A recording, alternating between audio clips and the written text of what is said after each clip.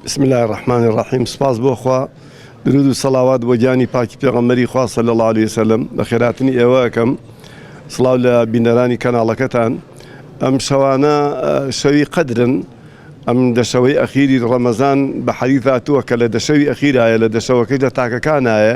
الحەمدولێللا ئێمە لە ئەم مزگەوتە لە دەشەوی ئەخیری مانگی ڕەمەزان لە هەر دەشەوەکەدا ئەنیشین بە نوێژی تەراویح، بە قورئان خوێندن، بە دەرس و ئامۆژگاری بە سوود، ئەو شتانەی کەوا بۆ دنیا و بۆ قیامەتمان کەڵکی هەیە، بە پێی توانە ئامۆژگاری ئامادەبوانەکەین. گۆڕانکاری دروست کردووە ئێمە بین بە ئەهلی تەقوا، یانی لە درۆ خۆمان بگێڕینەوە، لە دەستپیسی خیانەتکردن لە ئەمانەت خۆمان لە چاو خوا لە خۆی ڕازی بکە، چونکە بەڕاستی کێڵێ ساڵەتر ئەمڕۆ من و تۆ زینوین، لەبەرەوە فرسەتێکە و لە دەست دەرەچێ و ناگەڕێتەوە، لە ئاڵتون بە قیمەترە.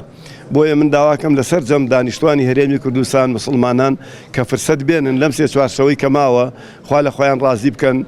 و من داوایەکی تریشم هەیە، یابنی بەڕاستی من هەمیشە لە دووشت کۆکەمەوە لە یەکتری، یەکەم قورئان خوێندن و نوێژکردن و زیکرکردن و سەڵاواتدان و ئەمانە باشە، دانیشتن بۆ لەیلەتول قەدر.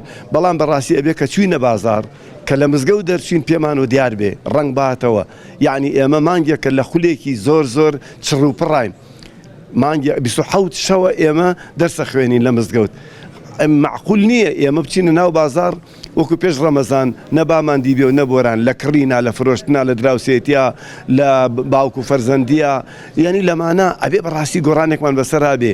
ئێوە هەروە داواکەم لێرەوە لە هەموو کاربەدەستانی هەرێمی کوردستان، لە هەموو لایەنە سیاسیەکان، لە هەموو بەرپرسەکان کە ئەوانیش لەبەر خاتری خوا لەم مانگە پیرۆزا بە خۆیان نابچنەوە، لایە بکەنەوە، تەوبەیە بکەن، بیر بکەنەوە کە ئەم میلەتە زوڵمی زۆری لێچووە، ئەم میلەتە زۆر برسیەتی، زۆر حاڵی نەخۆشی تەنگی پێ هەڵچنیوە، گەنجەکانمان بێزارن لە ژیان.